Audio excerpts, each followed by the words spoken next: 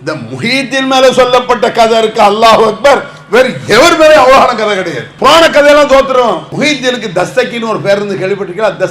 தஸ்தகிங்கிறது உருது வார்த்தைன்னு நினைக்கிறேன், உருது அல்ல பாரசீகமா இருந்தாலும் இருக்கலாம். இந்த தஸ்தகின்னு பேர் வச்சது யாரு தெரியுமா? அல்லாஹ். இந்த பேர் எப்படி வந்துச்சுன்னு சொல்றேன் பாருங்க. எப்படி எல்லாம் மக்களை ஏமாத்தி ஆரம்பத்தில் இல்லாத அயோக்கியத்தனம் பண்ணா பாருங்க. அல்லாஹ்வும் முஹீத்தீன் அப்துல் காதிர் ஜிலானி வாக்கிங் போயிருக்காங்க.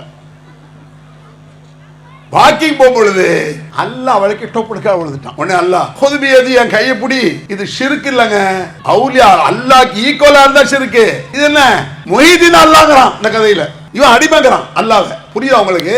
கைபிடி அப்படின்னு அல்லாஹ் சொல்றான். உடனே தூக்குறாரு. உடனே அல்லாஹ் பேர் வச்சான், உனக்கு நான் தஸ்தகிர் என்று பெயரிட்டேன். இந்த மாதிரி குப்பை நிறைய கிடக்கு. இதை ஜும்மாவுல யாரும் இப்ப பேச மாட்டேங்கிறான். முந்தியெல்லாம் இப்ப பேச மாட்டாங்க. நம்ம கிழிச்சு எடுத்துருவோம் பேசுறது இல்ல.